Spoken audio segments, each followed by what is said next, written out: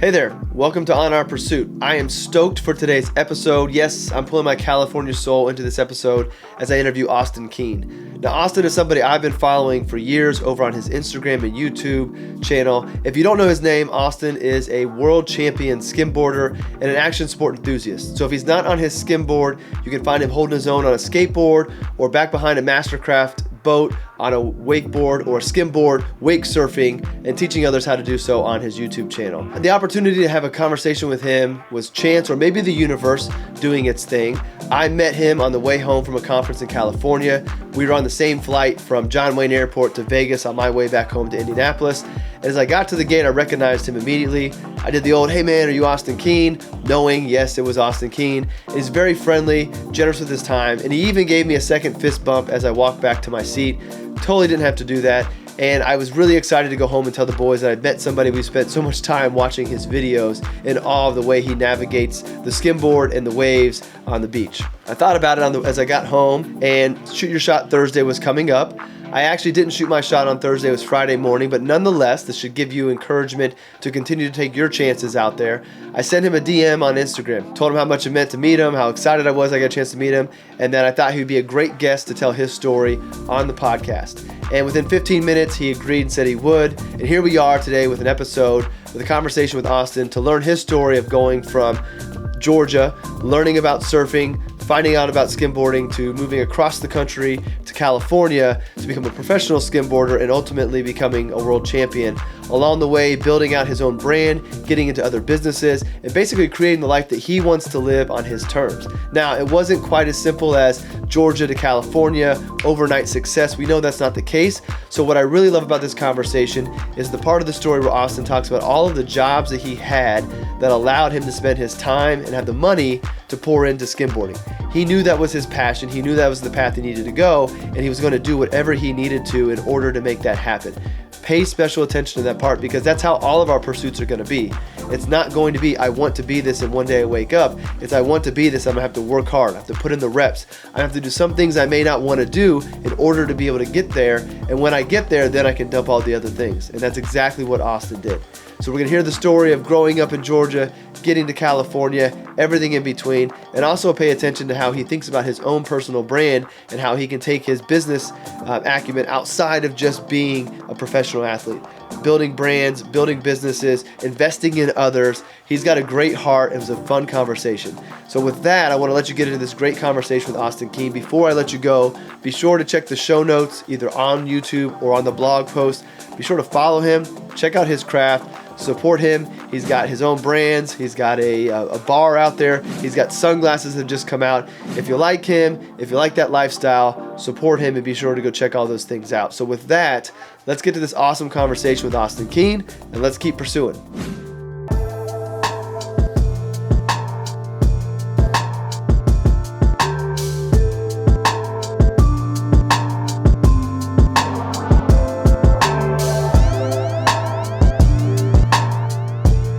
Didn't you have flowers in your hand? I did not have fun. No, I had a skateboard. I had a skateboard in my hand. Oh, a skateboard. I was like, Yeah. okay, so I saw two people there. I was like, there's a guy that had flowers in him, there's a guy, okay, yeah. No, you're going to get me in trouble with my wife. No, I had no flowers. I had the skateboard in my hand. Because literally at the airport at the same time, someone came up to me, and I'm out of it, bro. I've been traveling a ton, but like a guy at baggage claim, I think it was at baggage claim, came up to me, and he had flowers in his hand. He's like, "Yo, you Austin Keene?" So I was like, "Oh yeah, dude." That's cool. Well, I appreciate your generosity with your time and being kind enough to chop it up. So I always like, rather than me give your background, I always like to give my guests the opportunity to tell their story, because I could do all the research, but I might miss something that's really, really important to you. So real quick, just give the audience an introduction to who you are. Yeah, my name's Austin Keene. I'm a world champion skimboarder, action sports athlete, professional wake surfer, originally from Savannah, Georgia. So kind of took a road, a path less taken as far as pursuing not just surfing, but action sports in general, coming from the South, which didn't have a lot of resources to action sports, even a skate park. So yeah, I've been kind of in hustle mode ever since, and things have changed a lot. It's been a long journey, and I'm still grinding in my own way and finding my own path. And yeah, Well, when I think of Pursuit and the brand and kind of what we want to encourage people to do, like when I look at the profession that you've chosen, the success that you've had, and then all of the spin-offs as well. Like one of the cool things about individuals who I think are able to create their own personal brand is now you have the opportunity to leverage it into other things. So I was telling you beforehand, I was nerding out on all of the old YouTube videos that you have up there and like the celebrity surf series, like you're surfing and skating with Tony Hawk. Like you yeah, dropped yeah, in first time on Tony Hawk's vert, or you're going to Letitia Bafani's house and skating with her. Like totally. that's all because not only were you a world champion, but then you saw the opportunity to take this and do more with it. And that's Yeah, what, just leveraging what you create, and just trying to grow it into more. It's like it's kind of reinvesting back into what you're doing, right? Just right. taking what you all the growth and trying to put it back into something else, and obviously skate with Tony Hawk along the way. Write that Yeah. off as a business thing, but I mean that was making the childhood dream come true for sure. But um, yeah, I'm always like I've been an entrepreneur at heart my whole life. So even throughout the journey, I've constantly tried to talk myself out of like, in a lack of a better phrase, just talk myself out of like following that path of like action sports and surfing, and always coming up with these little ideas like, oh, maybe I could do this, or I could start this, or this little product or that. And I'm like always distracting myself. But one thing that kind of just always felt like the this the path that was in some way already paved for me that I didn't realize is just focusing on what I love the most and what I was passionate about the most, which was surfing and skimboarding Hmm. and action sports. And that whole time while I was just kind of like falling down this path, I didn't even realize that it was a path because, growing up in Georgia, like there was definitely no thought process that you could make a living doing anything outside of just like a blue collar job or an office job, or if you were going to be an athlete, it was going to be follow the college football role and go to the NFL. There was no like you know be an artist or be a pro skateboarder or be a pro surfer. I didn't even know being a pro skimboarder was a thing back then, Hmm. honestly. um, and back when I grew up, started surfing, I didn't even know that, like, never really had the concept of like how surfers made money, So Hmm. like at a young age, so I didn't even really think of that as like really like, oh, these guys are actually making a career out of that. So didn't really have any concept of that. I knew I wanted to do something. Uh, I wanted to kind of do something revolving around my talent, and I wanted to be known and recognized for my talent in some way. And I wanted to kind of inspire other people as I kind of like was able to kind of get like out of the South and move west. I wanted to kind of inspire other people to try to really follow that dream and just focus on what they want to do. Because I mean, no matter what you believe, I mean, everybody's got their own belief system, or maybe they don't. But I mean, one thing I always looked at. I mean, I grew up in a very, very religious background, um, being in the South, and this just the narrative of like, you know, just kind of trying to live till you die just didn't make sense to me. I wanted to make make what I had on earth the most I could, because I knew I was like, all I know for sure is what I'm doing, what's happening right this moment, and I just want to make the most out of it. And I just felt like there had to be more to life than just like, living to work, you know. So I think that was the biggest motivation for me.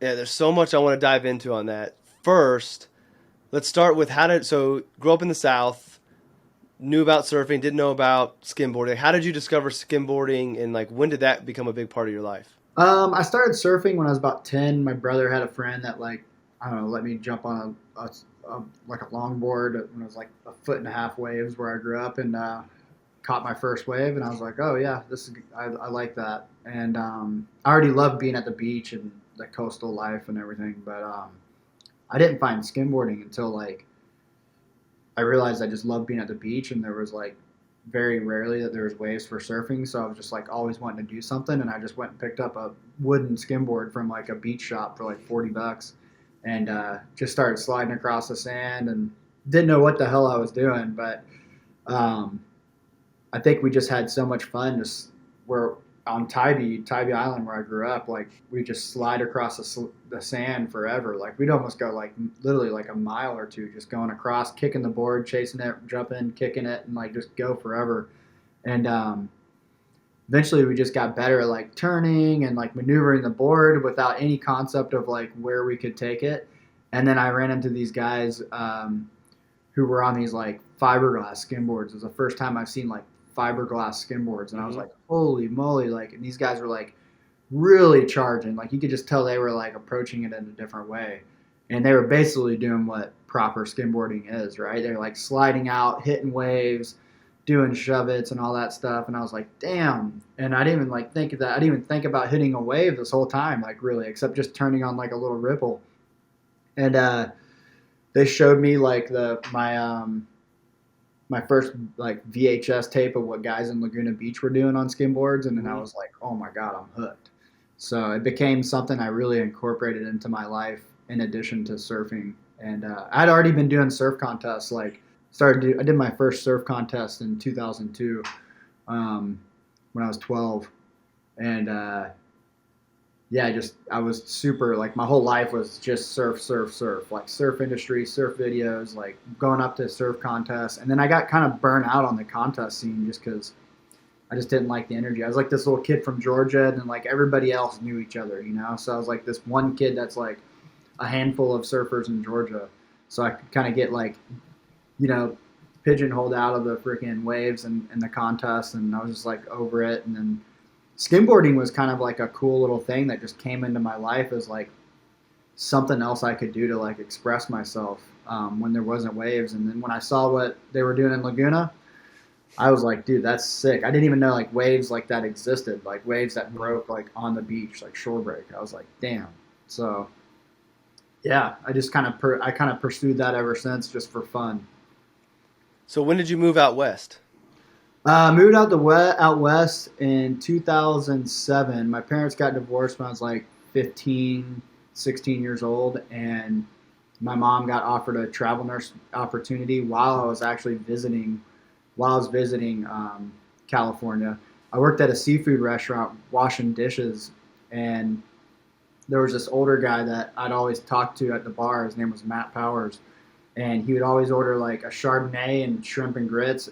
And I'd talk to him. It'd be like the fall time, and we were getting slow and nobody there. So I'd be sitting at the bar with him, and he'd tell me how he just got back from a surf trip in Jacksonville, and I was always so jealous because that's like, we'd go on surf trips, but like for me at a young age, it was like few and far between. Mm-hmm. But he would be like, "Oh, I just popped over to Jacksonville real quick and caught some waves this morning." I'm like, "Oh man, like I'm over here freaking washing dishes," and he's like, and then one day he told me he was going to California, and I was like, "No way, dude." He's like, "Yeah, I gotta." He's like, I'm moving to Newport Beach." So I was kind of sad to like see him go. I was like, "This is like my kind of like my surf buddy that I don't surf with." That Mm-hmm. we just shoot the shit on surfing. He's like, "Yeah, if you ever want to come, man, you can come stay with me." So like I ended up taking him up on that when I was like 16. Me and my buddy like went and like flew out and like stayed with this like 50-year-old dude and like went and surfed with him in Newport Beach and stuff. And like actually, and then we would go to like Laguna Beach. That was my first time skimboarding in California. And while I was out there, my mom said, "Hey, I got a travel nurse opportunity out there if you want to move out there for a bit." I was like, I thought she was kidding, right? So I actually moved out to California my last year of high school. We moved to Venice Beach, LA, and over time, my mom ended up moving back to the South. I stayed, and just been grinding ever since. Like with any job I could get on the side to kind of keep me alive. Um, yeah, How hard was it a transition to getting to the point where you knew you could make the action sports and the skimboarding like your thing? Was it like, okay, I'm gonna save up a bunch of money and that gives me runway, or was it constantly grinding whatever you need to do to pay for skimboarding and eventually the success came? Like, how did you navigate that? it's a good question. I never really had any clear cut plan. I'm not a planner. I'm not very like especially growing up, I'm not a very organized person. Like I didn't have any like strategy or structure to my thought process. I just knew that like in my head, I had like this imaginary visualization that like I was just putting energy into what I was doing. And as every year I kind of look back and I'm just like, okay, we're on the up. Like everything's on the up. Like whether it be like just getting started with like a Facebook page and like I got a little bit more followers than I did last year. I won a contest this year and I'm more contests this year than I did last year. Like I mean I probably started with that really. It's probably more like okay, it was probably more like started perfecting my skill, I think is where it started, rather than looking at it as like a business of like trying to grow an audience because I hadn't even had an Instagram or a Facebook page back then. So it was more just like, okay, I'm getting better at my skill than I was last year. I got more clips this year with like guys I didn't think would ever be taking photos of me. Um, I've won a couple contests that like every year was just like on the up in some way or another. So as long as that, like I always told myself, as long as that line graph in my head is on the up, then I'm not gonna, and that doesn't mean that like there weren't dips, right? There were like low points for sure, Mm-hmm. but I was kind of looking at the broad, spectrum of like almost like a stock, like as a financial guy, like kind of like a stock like line graph. It's like Mm-hmm. I wasn't going to just sell my stock just because I had a bad dip. I knew that was going to go up, like if I just kept grinding. So that's kind of how I've always seen it ever since, and um, it's just that imaginary line graph that's just kind of kept me honestly going. There's no path that I was following. There's nobody else I could look at in my footsteps that was like helping me kind of like inspire me of which way to go. Because even guys who were at the top of their sport, wasn't like they were making a career out of it. Mm-hmm. They weren't really. I wasn't seeing them leverage any specific value or, the sport wasn't big enough to bring any major sponsors or anything like that. So that's honestly what just kept me going. So it sounds like, mindset is something that you have a very good grasp of. Going back to the stock market analysis of it's up and to the right, but it's kind of bouncing around. And as long as the trend is to the right, up and to the right, you're good. I'm a very optimistic person. It sounds like you are as well. Even the most optimistic have those low points you talked about. How did you manage to not give up? How did you not doubt yourself? I think it's a great question too. I think well, I know the answer to it. I'm just trying to figure out how to verbalize it. But what kept me from giving up is really just just being hard headed and just realizing like I don't want to do anything else. So it's like Mm-hmm. that's where I always tell people is like whatever you're pursuing, make sure you're like you truly love it and you're passionate about it because that's what's going to keep you from giving up.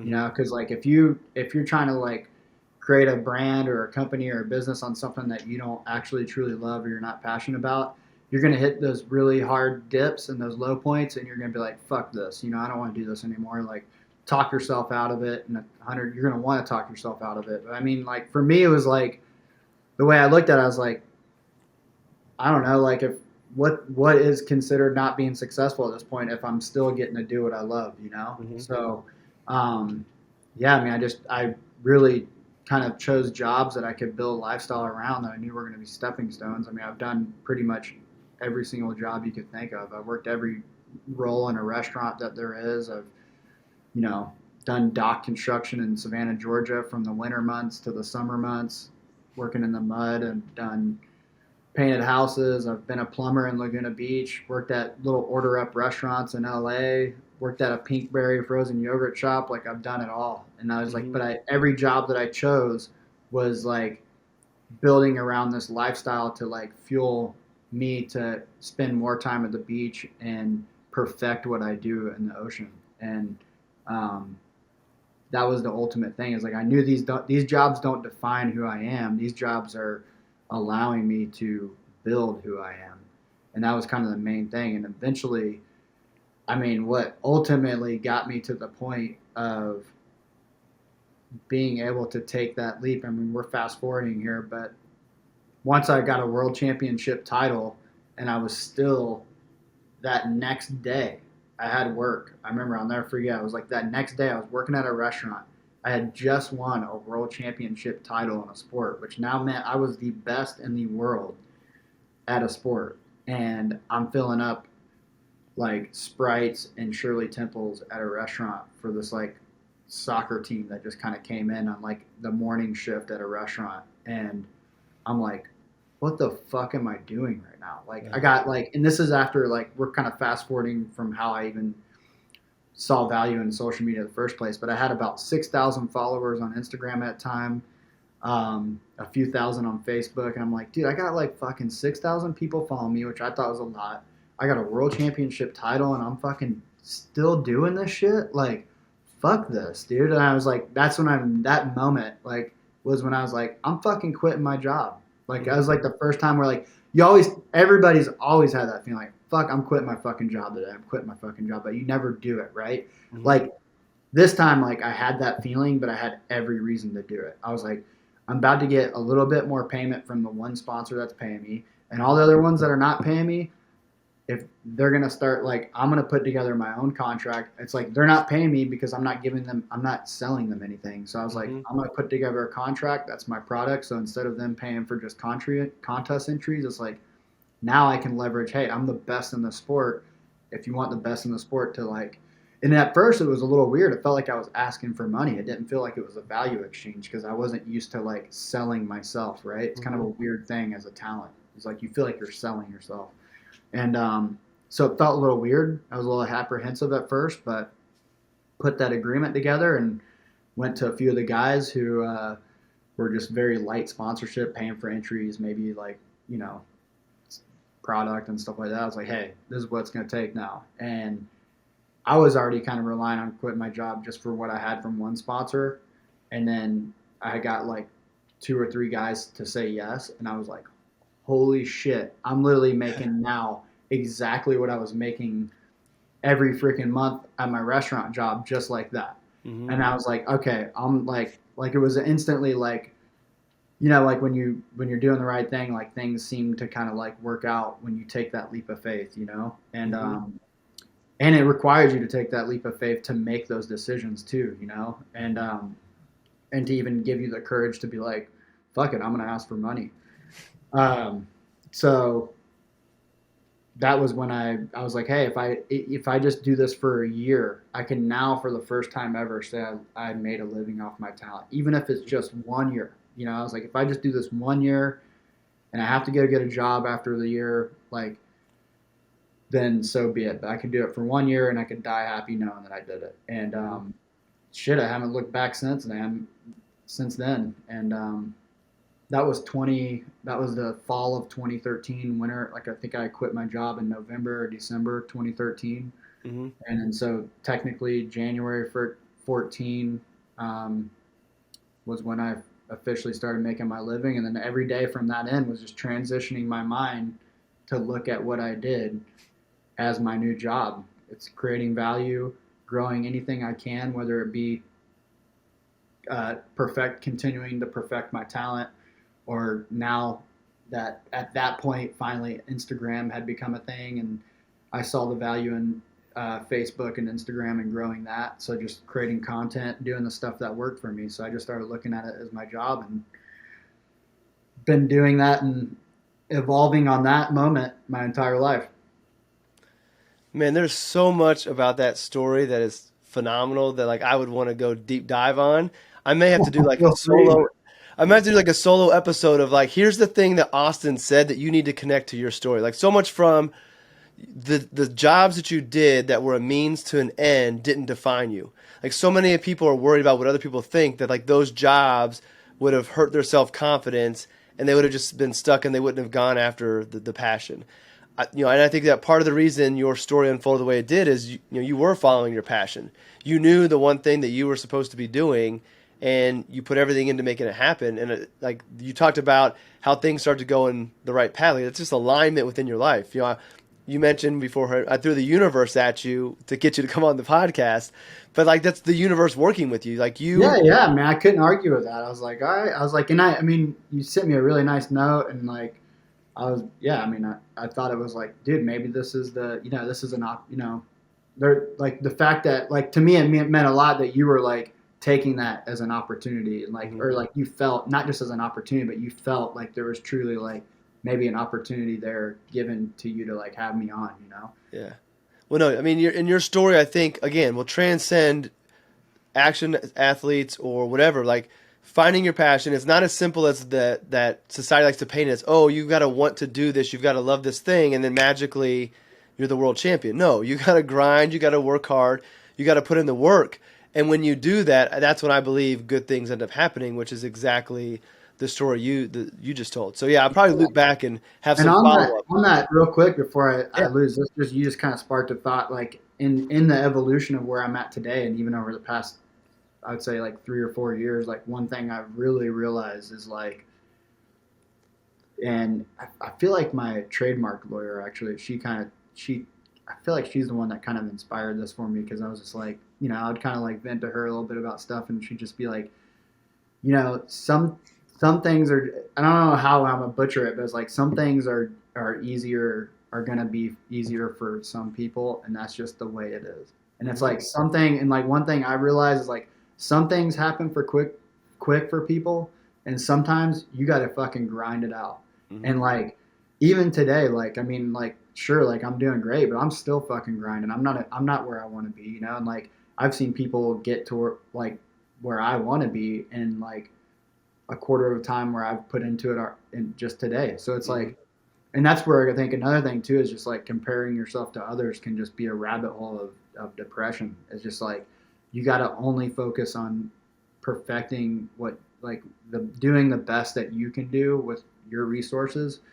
And you know everybody comes from different backgrounds and has different opportunities in their lives, and you know some people decided to dig the hole, you know, 12 feet that way, and they Mhm. struck gold, and you're over here digging a 20-foot hole and you haven't hit nothing yet. So it's like that's just the way it is. But if you keep digging, you're gonna freaking hit at some point. I mean, and it might be less than them at the end of it, but that's what I'm saying is like choose something you're passionate about, love the journey that you're on, and yeah, I mean, just don't compare yourself to others, and just know that you might hit it quicker than the other guy, but you might take you way longer than that guy. So it's Mhm. like that's just the world we live in. It's definitely not a fair world in that sense.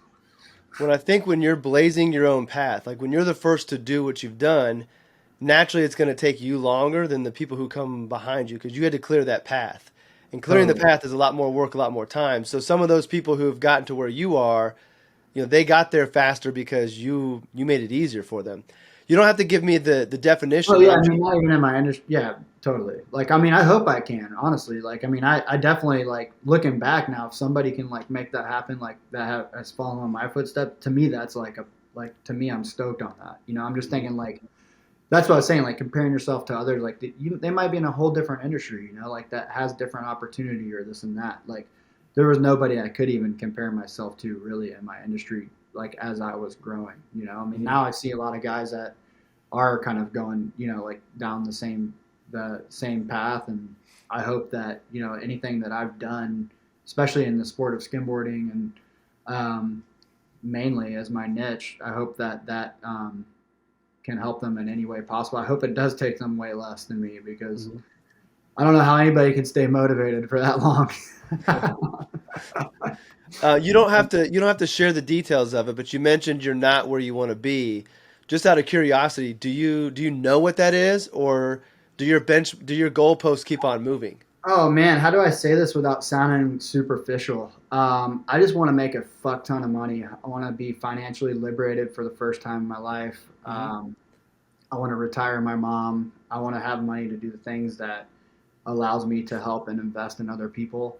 Hmm. I want to be financially liberated to the point where I'm not thinking about finances for myself. I want to get like, and I'm not saying that doesn't mean that you have to have money to be a selfless person. You can do that for free, right? Every day. Hmm. But that's just something that I've never had in my life growing up. You know, I grew up, my family did not have money, and it's just definitely a goal. Financial liberation, being an entrepreneur, being successful, but doing it in a way that I'm proud of and that I enjoy. And I think Hmm. that's also what fucking takes me so long, right? Because Hmm.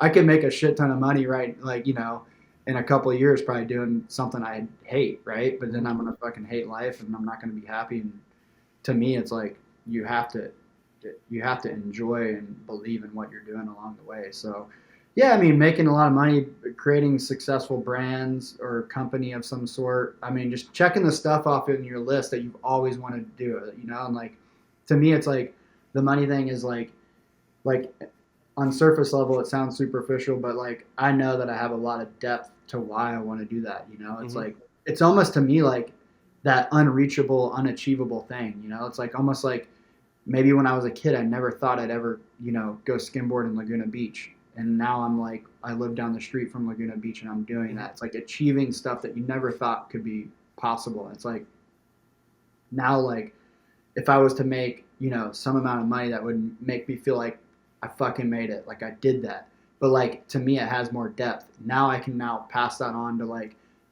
you know, help other young entrepreneurs that need a little help, whether even just be financially or like um, just with knowledge and like helping them along the way, and you know, getting my mom to not work a nursing job anymore, Mm-hmm. just stuff like that, you know, just like simple stuff, and not have to think about that, and just yeah, it's a weird world we live in for sure. Well, for what it's worth, I've been an advisor for 18 years. So I deal with money and people with their money. Society has told us it's bad to want to have money. Like if your goal is to make money, that means you're greedy and you're a bad person. Yeah, It's yeah, yeah. not true. And I think Oh that man, the reason and the depth behind the reason for wanting money is the differentiator. So for sure. never feel like you have to apologize for wanting to make a fuck ton of money. There's nothing wrong Oh with that hell, because that's thank you for saying that, and backing me up on that, because I mean, at first I was like, and I wasn't really being true to myself of like my goal. I'm like, wait, why? Let's just be fucking real here. Yeah, I want to make Mhm. a shit ton of money, and I want to be like do it in a successful way of like growing something that I love and I'm passionate about. Like, there's nothing to hate on about that, you know. And um, however I get there, and like, you know, look, my fuck ton of money, my version of fuck ton of money is a lot different than maybe a lot of the guys that you've worked with, you know. So I mean, I want to get there to just, you know, just as a tool. Like I look at money as just a resource and a tool to do other things, nothing other than that. Like I don't look at it as a way to like show like, oh, like wear success or anything like that. I look at it as like a tool to put back into living the life that I want to live. I mean, in this weird world we're living in today, it's just like make the most of it, you know. Mhm. So I want to real quick hit on, you mentioned social media. Like we skipped the part where you figured out social media and how that can grow your brand and help you find that success. What was the tipping point where like, hey, this social media thing can really amplify my skills and show more people and build a business behind that? well, that's like a whole story in itself too. I'll try to keep it short. I went over to the Philippines when I was 19 years old. I was meeting my dad out there. He was working contracting in Afghanistan during the war, and so he got a little house in Philippines where he would basically spend his time off. And so I went and visited him out there. It's supposed to be like a 7 to 10 day trip. I ended up extending my visa out there and staying for like 4 months. After he hung out with me for like a week, and then he had to go back to Afghanistan for work, and then um, I stayed for like 4 months. Just didn't even know that skimboarding existed on the islands.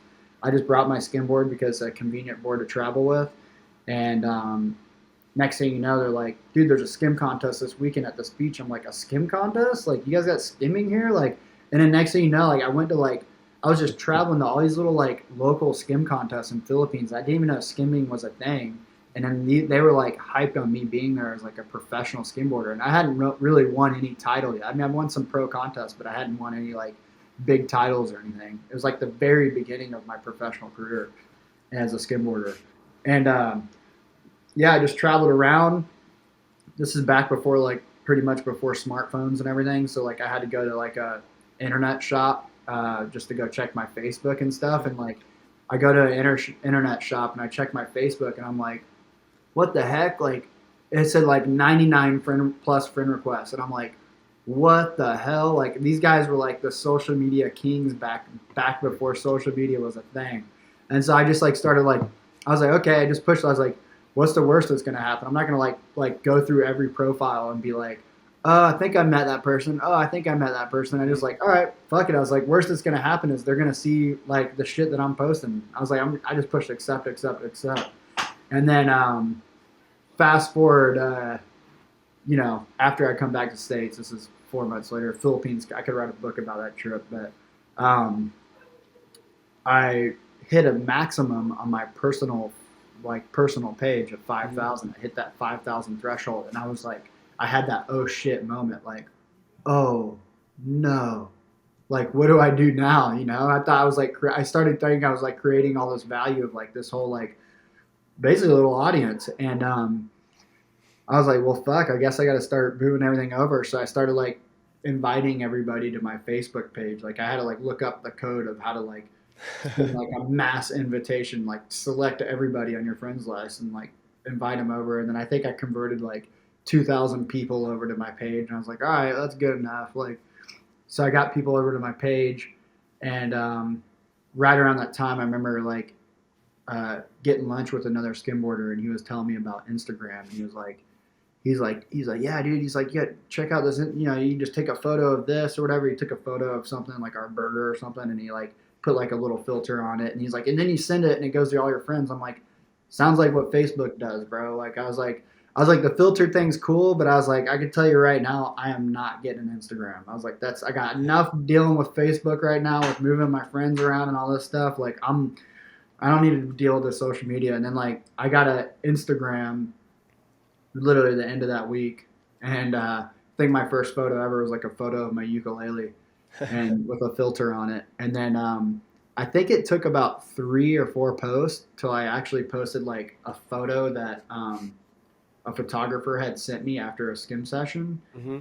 I posted the photo, and I just saw like I got like 10 times the amount of likes in the skim photo, and then that was when it clicked. Like I already knew that like the Facebook audience was going to be valuable somehow, but then that was my first time actually posting like a photo on Instagram, Mm-hmm. and I was like, oh, okay, duh. I was like, this is a way for me to like basically like promote and like make a little online portfolio. So I basically just started posting photos, skim photos from there, and then I basically watched the growth of Instagram go from posting photos to like allowing you to post an entire photo, landscape version, then to Facebook allowing videos for the first time. Mm-hmm. And then once Facebook allowed videos, or like actually Instagram allowing videos, and then Facebook allowing videos. And just like I've been watching like the social media trends from the very beginning. So I think it's kind of like in my DNA now to just kind of like understand social media, and not because I want to by any means, but just because it's been my tool, my biggest tool to grow my audience and share what I'm doing and even inspire other people. So, um, yeah, that's kind of like in a nutshell, the story of how I got into social media. I've got a content idea for you. At some point, you should go back to the Philippines and do like a mini documentary, going back around to the places you were at, finding the guys that you knew, and just go document that and have somebody filming the whole thing and put together a dope ass documentary. I would love to, man. I mean, I think the Philippines thing would be crazy. There's definitely some traveling I did back then that I wouldn't do again. But one thing I want to do first, though, is actually tell my story of coming from Georgia. I Yeah. think that a lot of people think I'm just from California. Like, I just grew up here and grew up surfing and skimboarding here. So I really want to tell the story of like where I grew up. Like Savannah, Georgia is a very cool, like very unique place. Like coastal Georgia and South Carolina, that little like 100-mile strip is like it's a very cool, unique landscape. And I mean, just the South it's got so many beautiful things from the people and the culture in some ways, but then it's also very like it's very, I don't know, dead end in so many other ways. Mm-hmm. So it's like I just want to show people like, hey, this is where I went to freaking middle school. Like I had to hop on a bus and take a 45-minute bus ride to this school that was kind of ghetto, and then like come back over here and like maybe go to the beach on the weekend and stuff like that. Like it just was not a very like you would never look at that kid like go rewind and look at that kid and be like, oh, he's going to be a professional surfer, a professional Mm-hmm. action sports athlete. It's like So it's just I really want to tell that story and at some point, even if it's not the full, movie-esque version. It's just like a little in a nutshell summary of like, hey, this is kind of where I came from. No, I think you do like a 20-minute documentary. Like, I'm a big hip hop fan, so you see like J. Cole does documentaries of when they're recording their group albums. Like, I told you, I want Pursuit one day to have a production company. I'm nowhere near being able to do that for you, but like that would be really cool. I think you should strive for not an hour long, but like a good 20-minute documentary Oh, of I would love to do back that. home, going to the old house and that type of stuff. Because while you just even telling that story on this podcast real quick will resonate, but for people to see the images and then see like you out in California now, like I think the visual of it would be really powerful. So we're gonna manifest that. You put that out there here today, it's gonna end up happening. For sure, I think it's gonna happen soon, man. Honestly, I think because I might go back this fall if I can find a window. Mhm. If not this fall, next summer for sure. I think we're gonna make that happen. Awesome. Well, I know we only got a little bit of time left, and we've moved beautifully through what I thought we would. I want to go through. I know you don't do like a of like a fire round of questions on Celebrity Surf Series, but I wanted to kind of like do some of the questions I saw you ask some of your guests. So All we're gonna right. go through real quick. I got like 6 or 7 questions. We'll go through. They could be like one word answers, like really quick. So we'll go to the Celebrity Surf Series, and I'm gonna I'm manifest the some of these worst with questions. one word answers. I'm just Well, like, no, no. I mean, I'm wordy as well. As much as you need. We got 10 minutes left. So I am going to, like, my goal is to grow my status to where having me on Celebrity Surf Series one day will make sense. So, like, I got to grow my viewership. I got to make Pursuit bigger. And then, like, we cut to this as we introduction, me being interviewed on the boat with you and me love wake it, surfing. So love that. I'm gonna make that happen. I got to do my part to get there, but I'm one looking day it's forward gonna to it, happen. man. I'm looking forward to that. Hell yeah. All right, so And it if might be you sooner than you think. I hope so. All right, so I'm we'll gonna, go I'm through gonna these be real looking quick. at you. I'm be like, you're gonna be one of those guys who are like, God damn it, this guy did it in fucking 2 years, and it took me. Well, but the thing is, I'll be horrible on the way. So on that trip I was at, I went surfing 2 days in Huntington Beach and one day in Newport Beach, and it was brutal. I got up a couple times on the beginner boards, and the second day in Huntington Beach, I just got murdered. Like I never even got close. It was just wave over wave killing me. So I'm not Yeah, the greatest on water, but surfing is a journey. That's the beautiful thing about wake surfing. That's why we started Surf Series. Is that like, I mean, anybody without any experience can feel that sensation of surfing. hmm And granted, it's not the exact same thing as you're going to feel in the ocean, but you can at least feel that sensation of riding some type of wave, and you hmm can do it in like 15 minutes rather than like as you felt in Huntington Beach. Surfing is it's one of those things that you have to want to learn, hmm and just like anybody who snowboards or wants to learn how to do an ollie on a skateboard, like it's something that takes time. You don't just go hop on a skateboard and learn how to ollie in a day. It's like hmm it's a process, and that's how surfing is in the ocean. hmm Um, I mean, there's so much to as far as positioning yourself, understanding how the ocean works, being comfortable in the water, all that stuff that you learn along the way before you even really get a nice, good ride on a wave. But Yeah. we can manufacture that in 15 minutes for freaking, you know, Yep. for Whitney Cummings, for example, who hmm is most likely never going to have the discipline to try to surf in the ocean. But Right. we got her to do it behind the boat, So, So, first question, if you weren't out on the water, like what would you be doing? as a career, probably just man, I don't know. I'd be trying to start a brand or some type of business, probably. Okay. Yep. What's your favorite trick? Um, Tricks are interesting. I think my favorite stunt behind a boat is doing jet ski whip-ins. I think is the most fun. Um, in the ocean, I mean, there's nothing like getting barreled or doing a big air on a skimboard. hmm Um, yeah. One of my favorite videos of yours, and maybe one of the early ones I saw, you skim. Which first off, I didn't know when you skim out, you have the board like parallel to the water, and then you shift to get into it. But Yeah. you went out, and then you hit this big wave, and then you like just like dead bodied over the wave and like straight into it. I Yeah, that was thought that was that hilarious. video went viral. That was like the going into 2020, Yeah, that was hilarious. it was funny Um, because I was so at the end of my session, I was so dead and I was getting so frustrated that I slid out to this wave And I didn't, because it was like one of those times you don't really know if the way, like, until you actually go for it, you can't tell, like, if it's going to be a good or not. And I go to it and I'm like, are you fucking kidding me? Like, I got to it too early and I was just like, screw this. And I just like put my hands on my side and I was like so over it, you know? Like, That was awesome. and it ended up being a viral video. Like that feeling, you know, it's funny how that stuff works out. Yep. So what's a stunt or a trick that you haven't hit yet? Stunt or trick that I haven't hit. Good question. That I want to hit. Um, there's definitely some stunts. I mean, I really want to redo some stuff like Okay. and capture it better. You know, like Hmm. that's where I think my stuff's different. Is like it's like almost goes beyond just like I haven't like been just like an X Games athlete where I'm just like trying to do the best next best trick.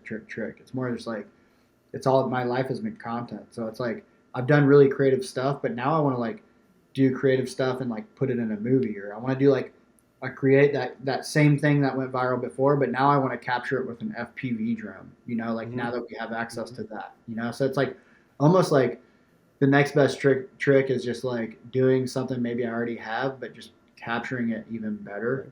That's Um, fair. but if we go down to the ground level of like a trick, I recently was just saying like I don't think anybody's done a front side bigger spin wake surfing, which I feel like the guys in the tech world of wake surfing, these guys are so technically good, like Hmm. their tech tricks and stuff. Like I'm more of like a stunt guy, like kind of like that world of wake surfing, but like I don't think anybody's done a front side bigger spin, which is a front side 540 shove with a 180 front side 180 rotation. So maybe I'll be the first guy to do that. There we go. I feel like it'd be hard. It's gonna be hard for me, but I feel like it'd be easy for some of the guys, like with some of the shit they're doing. So I could be wrong. Maybe someone's done it. I don't know. I won't ask you your favorite guest that you've interviewed, but who would be the one guest you want to have on Celebrity Surf? That I want to have. Yeah, that you want to have. Yeah, I won't Well, have you upset anybody who's been there, but who's the one that you would oh like to no, have? no worries. I will say first, uh, there were a couple guests. I'm not gonna pick a favorite guest, but because Right. we have such a good time with everybody. You know, it's Yeah. always like so unique and different and fun. And but there was the two guests that were the obvious guests that like when I was there, I was like, well, I can't believe this is happening. And then the first one was Steve-O. Yep. We were in the water and we're going to get the board after we've fallen on a wave. Like he's trying to ride me like a surfboard, and then the boat comes back around. And I'm like looking at Steve-O. I'm like fucking Steve-O. Like I'm on the water with Steve-O. And then like the boat pulls us around and they got the camera on him, and Hmm. they're like, "Yeah, Steve-O, how was that?" And then Steve-O gave his like classic jackass introduction, which like to me was just like I was like, oh fuck, that's surreal. You know, like he was like, everybody knows Austin's a bitch at skimboarder and surfer, but today he's a board. And I was like, dude, that's like he just gave me the classic jackass introduction. So there was Yeah. like that, which was pretty surreal, and then like obviously like watching Tony Hawk just like didn't show up with a posse or anything, just like freaking casually rolls up to the dock, and I'm like, oh, fucking Tony Hawk. Like, and it's weird. Both those guys, like, I felt like I've already met them 20 times because, like, Hmm. you just grow up watching them and you see them so much. But then, like, they were there and I was like, this is fucking wild. You know, it's like very surreal. Like, and then Tony Hawk's asking me tips on how to do a 360. Yep. It's like, I'm behind the boat, obviously, but like, it's just like, whoa, this is what a weird freaking like kind of makes you feel like you're in a parallel universe for a minute. You know, it's just Hmm. wild. But that being said, my favorite or a guest I would like to have on, and just like the first thing that popped in my head because we always ask a guest to like call somebody else out. You're like, who do Hmm. you want to see wake surf? So we just recently had Haley Deegan. She's a Hmm. badass female motorsports athlete, race car driver, and the daughter of legendary Brian Deegan. And she called this guy out, and I would fucking love to have him on a surf series. Snoop Dogg would be All dope. right. So See, Snoop Dogg would be sick, and then I would love to get Shaq out there. I think it would be hilarious to have oh like yeah. Kevin Hart would be funny. Um, I mean, there's just so many people that would be good on the surf series, you know. And I think that's what's really like fun about it for me is like it's kind of limitless. Like right now, like there's just so many people that could be fun and like cool to have on the surf series. I have a loose connection to somebody to Snoop. I'll see if we can't pull some strings, because that would be awesome. I mean, and the thing is too is like people get freaked out like, oh, I can't surf or I can't. It's the water. I don't know. It's like, dude, like I always use the Kim Kardashian example. I'm like, bro, fucking Kim Kardashian can get out there and go up and down the wave. Like, it's like you can do it, bro. Like nothing against Kim Kardashian, but like it's like I would just say she's fucking high maintenance as shit, right? I don't know. I don't follow the Kardashians, but I think if she can get herself in the water, it's just so low impact. It's so easy. Like literally, like that's the best part. Like that's the people I love having on the surf series the most is the people who don't think that they can do it first, and then we get them up and riding and surfing because it's like you basically just completely like warped their entire viewpoint of how what they think they can do. You know. All right, final question, then we'll let you get going. Your favorite album to listen to when you're doing your work? Oh man. Honestly, like I know I'm gonna be like have the cliche response. I listen to everything, blah blah blah. But like, I there's not like any particular favorite album What about an artist? or artist even. I just like Okay. I kind of go in different like modes of like what kind of genres I'm listening to. But right now, like the past like year, even 2 years, I've been listening to just a lot of deep house music. So I Okay. really love deep house. I love everything. I love hip hop. I love you know classic bossa nova. Love like all that stuff. And there's nothing better than like remixing classic music with new electronic music. I think it's the sickest thing ever. Um, I love old roots reggae music. I mean, I love all that stuff. Classic rock. I'm a big '70s rock guy. Um, so yeah, but I mean, there's no really like go to like album or artist or anything like that. I just go with what I'm feeling. Lately, it's been just electronic music, and I think it's just because of my mentality lately. It's just like Hmm. it keeps my energy up. Like, it's just kind of the vibe I'm at right now. It's just like I'm kind of in electronic mode. So yeah, If there's no right answer, that's fair. I All right, like it. man. Really, just it's like chill but upbeat. It's like house music, Hmm. like pool vibes. Hmm. Like tropical pool, like organic house, as a friend of mine once called it. Um, but yeah, All right, man. I know you've got a deadline. We got to get you off here so you can get to your next thing. So, real quick, I'll have you drop your social media where we want to direct people to. I'll link to all of that. And through this, I'm going to have us edit in some of your clips and stuff as well. So, they will have seen some of your craft throughout this conversation. But where can they find you? that'd be super cool, man. You find me on Instagram, my first and last name, Austin Keene. Um, YouTube dash Austin Keene, youtube.com dash Austin Keene. TikTok, I think, is the only one that has an underscore on it, but pretty much TikTok, Instagram, YouTube, all the stuff. Yeah, check it out. I'm gonna plug my product Vitamin Bar in here. Vitamin Yeah, Bar. for Check sure. out Rusty Wake. Thanks to the sponsors, Mastercraft, Blenders Eyewear. Just had a signature shade drop from Blenders, so if you guys want to check that out, um, right there. Nice. Um, yeah, All right. Well, I'll have links to all of those in the blog post and on YouTube to make it easy for everybody to find that so they can support you. I just want to thank you one more time for your kindness at the airport and also your willingness to come chop it up for an hour with me.